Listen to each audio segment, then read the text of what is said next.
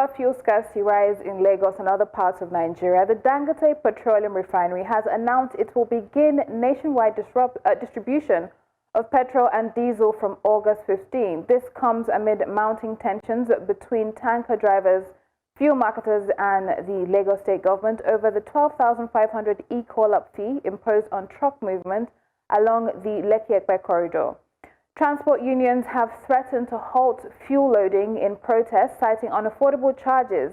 In response, the state government defended the system, accusing unions of previously collecting up to 41,000 naira per truck without delivering any services.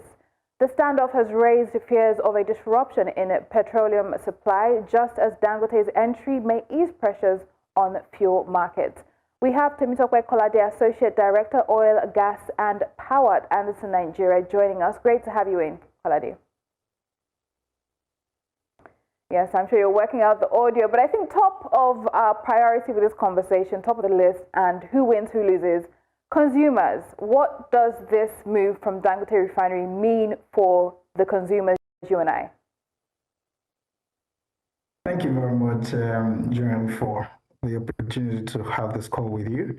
Apparently, this means a lot for especially the marketers and of course for Nigerians, like you said, consumers. From the point of scale, it means that Dangote would be going almost everywhere across the nation, and listening to some of the people who have also stayed very close to Dangote on this and what the plans are with respect to the documents that they've issued. The idea is to ensure that there is some price equalization in terms of what gets to up north, the southeast, for instance. Because Lagos is very close to the refinery, sometimes it appears that Lagos enjoys some sort of price modulation that is best being close to where the product is being produced, right? But going forward, the idea is that you could get the price. You could get a product at some sort of marginal different cost, even in areas that are far away from the refinery, and that should mean something for consumers. So it should be better pricing. But what does it mean for marketers? It could mean that some marketers may go out of business, and we've seen that there is a bit of pushback from some marketers already, knowing full well that this would mean that, of course, Dangote would leverage the scale that he has to get the distribution to everywhere, and it could drag down the cost in a way from the point of logistics that is managing. Right. So, from what you're saying, for the consumers, it could mean lower prices, considering that logistic element some will be dealt with, and the rural communities as well. Those inlands may be well attended to. You have spoken about the marketers, and obviously this move has been said to perhaps revolutionize the downstream sector. There are a lot of middlemen in between. Marketers are one of them. The depot owners are another group of people, the middlemen, the intermediaries. What does this mean for them, and how can they even perhaps compete with this or maintain relevance within the sector with this move? Well, it is what it is for them, and I think at this point they will need to start recalibrating and start finding exactly where they would play within the framework. I think that largely what the NMDPRA, who is the regulator for refined products, should be doing now is to ensure that every other stakeholder still has a very strong role to play. And as you can imagine, it would also mean that jobs will be redesigned and people will have different jobs. There might be less jobs for depot managers who are within the Apapa axis, for instance, and there will be a shift of some of those activities to the Lekki corridor. So what it then means is that people are going to have to transfer their skills. People who have transferable skills will find a place to still continue to work within the framework of what Dangote is trying to do if it intends to indeed ensure that the product serves everybody in the country. It means that it has to increase its production, and of course, it would require more hands to do work. It would require more tanker drivers, to the extent that we continue to use the road infrastructure free of the. Again, some of the people who are at the current state will still be engaged. I think also that Dangote has also called that he needs partners who will be part of those who are dealing directly with it. As you can imagine, Dangote may not be able to vertically integrate altogether by itself without having some handshake with those who have been in the business for quite a while before now.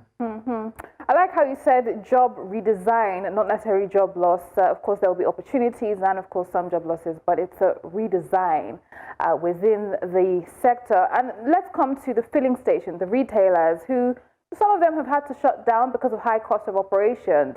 What does this mean for them who are now getting, the fuel, or perhaps will be getting by August 15th, the petroleum products being delivered to them directly? Will we see some of them resurrect? What does this mean for the filling stations?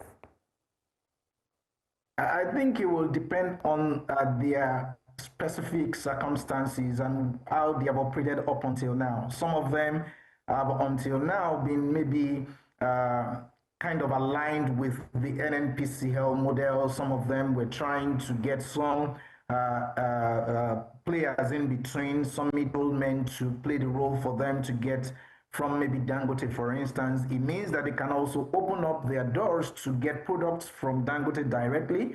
It just means that a lot is happening within that industry, and it's really how they try to tackle the situation that they are in for themselves, as much as they have some funds to buy the products, and they can have proper negotiations with those who are ready to supply them, including Dangote.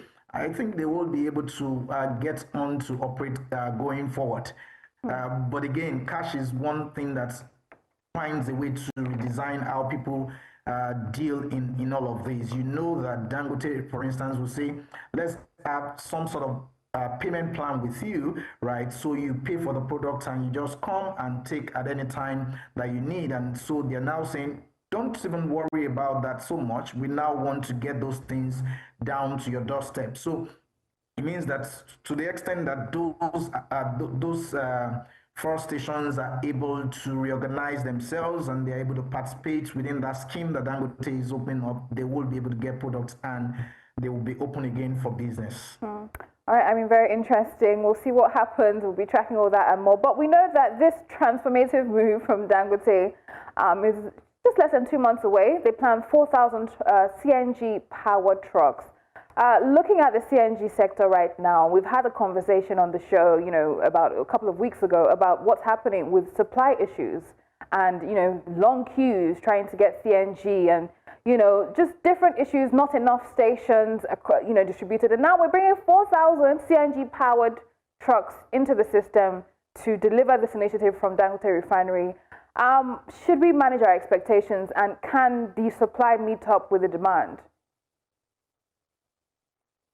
Well, I think that's what Dangote has promised to do, is to also play within that market to ensure that along the value chain and along those corridors where they're going to be transporting those products, they have stations to deliver the CNG product to those trucks. I think it would be fatalistic to think that, they can run with the current system that we have, where we just have maybe about 9 stations that are able to give you CNG in Lagos. And you want to take all of those things up north, there is just about 1 or 2 in Ibadan.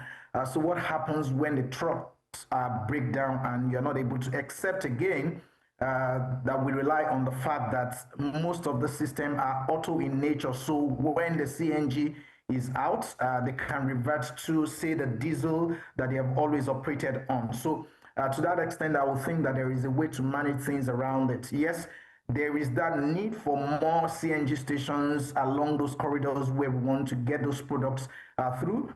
And more importantly, we should also not forget that those trucks in themselves will not rely on CNG solely. And in a way, it's an hybrid system that helps them to still get to where they're going to.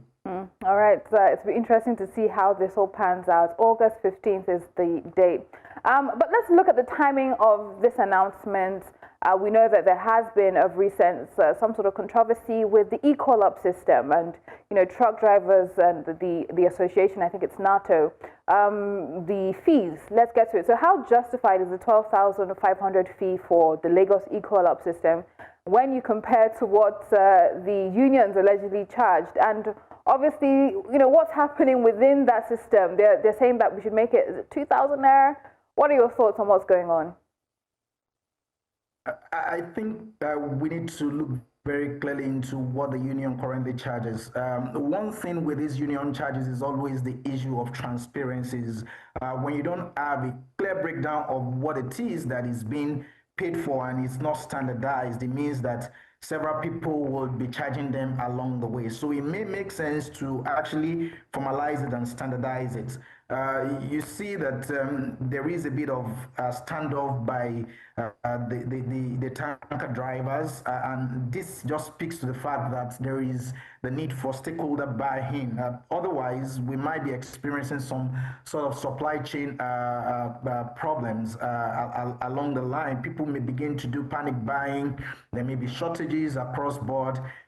Especially given that what we are expecting to get from Dangote is only coming from just one particular corridor, the Lekki corridor. What then happens, except we are able to create hubs around the country to help manage that? There might be a national crisis that is just looming if this is not addressed very clearly and quickly too. I mean, that's very expedient.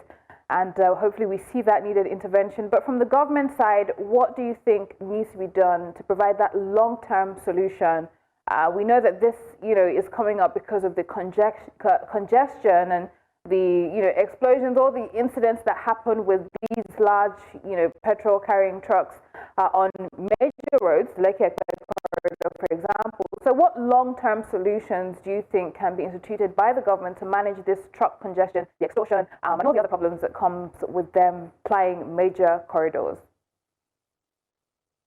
Well, long-term solutions, we must be looking at it from the point of multimodal transport system. It's only maybe in this country and maybe very few other exceptions that you would find that we rely on just the roads to get our petroleum products to where we want them. What happens to the waterways using barges? What happens to our railway? What has happened to pipelines? We need to ensure that these are developed to complement road distribution. Of course, we've had issues with vandalism of the pipelines in the past years, but this has to be addressed in a very clear and decisive manner so that we are able to decentralize the logistics hubs, and then we'll begin to have those inland depot points and loading points.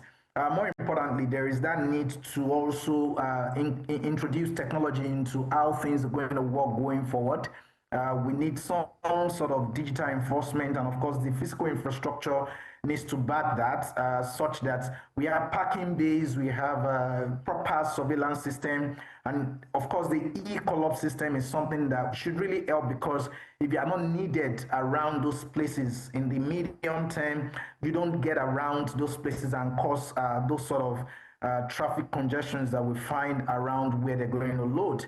But more importantly, we need to get more infrastructures beyond just relying on the roads. We've seen much of the damages that the transportation of these crude products or petroleum products in particular have maybe meted to our roads, and sometimes the accidents that we even see on the road. So I think it's about high time we begin to implement those long-term solutions and maybe in bits until we really get there. Let's get the pipelines working. Let's ensure that we then have the waterways also working, and maybe the railway should also contribute to better delivery across the nation. I mean, indeed, better transportation networks, and hopefully as well the security to protect those infrastructure.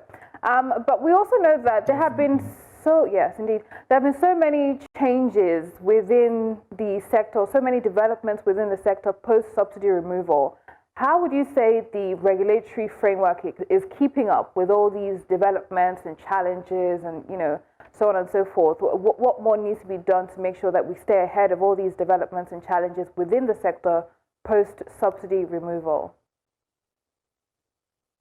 Well, we recall that at the beginning of Dangote's initiative of getting the product into the market, there were a bit of back and forth with respect to what's the role of the NMDPRA.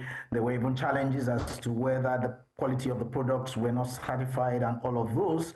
But that has reduced now, and we begin to see some sort of I guess, better handshake between Dangote itself and the NMDPRA and other regulators, the FCCPC, for instance. So, what more do we need? We need some clear transparency in terms of logistics, in terms of market fairness, because the complaints that people would want to come up with going forward is to say, if Dangote is indeed going to start doing these across the nation, we may stand the risk of monopoly. Those conversations would start. But then we know that we have regulators within that space. And of course, they must play their oversight roles. They must speak up for the people, and they must be clear and very transparent in terms of how they come up with the sort of pricing that is available both from the NNPCL and of course the NNPCL route and of course Dangote route. So there is that need to update our competition laws also to make for some proactive licensing and allow for proper market liberalization, because that's what we bargained for when we said we wanted a free market. But more importantly, we then need them to continue to play their role such that it's not a case that is a free market that is not being in a way coordinated and regulated by the regulators to see, at least play some oversight roles to say, this is how we want the pricing to be, and you must be transparent with the people as to how much crude is, how much your production cost is, so that you're not taking unfair advantage of the people and of course the rest of the participants within the market. I mean, indeed, I think that's a very important point. We have some of the bodies, Petrol, for example, have said that this move is have alleged that it's monopoly in disguise. So hopefully we see the regulators play in this market to enhance competition. But again, thank you very much for your time. Temitope Kolade, Associate Director, Oil, Gas and Power at Andersen Nigeria. Thanks for having me.